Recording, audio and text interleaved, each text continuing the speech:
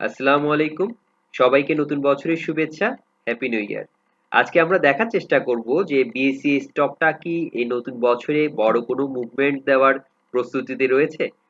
So আমরা কিন্তু এর মধ্যে দেখতে পাচ্ছি যে ডায়মন্ড বটম ফরমেশন তৈরি করেছে এবং পারফেক্ট ব্রেকআউট ভলিউমের কনফার্মেশন, আমরা যেটাকে এক কথায় বলতে পারি ক্লিন ব্রেকআউট, ডিসেন্ডিং চ্যানেলের ব্রেকআউটটা কিন্তু আমরা হতে দেখতে পাচ্ছি। আর আমরা যদি আমাদের এক্সপোনেনশিয়াল মুভিং এভারেজ লাইনগুলো যদি দেখি, 200 কিন্তু স্ট্রং একটা সাপোর্ট হিসেবে এখানে কাজ করছে। 104 লেভেলে একটা সাপোর্ট আমরা দেখতে পাচ্ছি। আর ইমিডিয়েট সাপোর্টটা রয়েছে 107 থেকে 8, যেটা হচ্ছে যে ইএমএ 50 সাপোর্ট।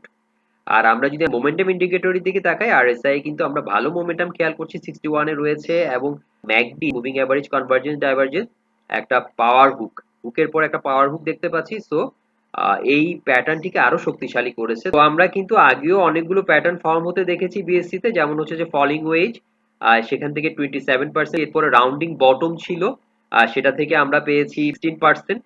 চার্ট প্যাটার্নের টার্গেট অনুযায়ী যদি আমি বলি, আর এরপরে এখন যেটা আমরা দেখতে পাচ্ছি যে ডায়মন্ড বটম অনুযায়ী 123 যে প্রাইসটা বললাম, যে এখানে সেখানেও কিন্তু 14% এর মতো একটা সম্ভাব্য টার্গেট আমাদেরকে দেখাচ্ছে।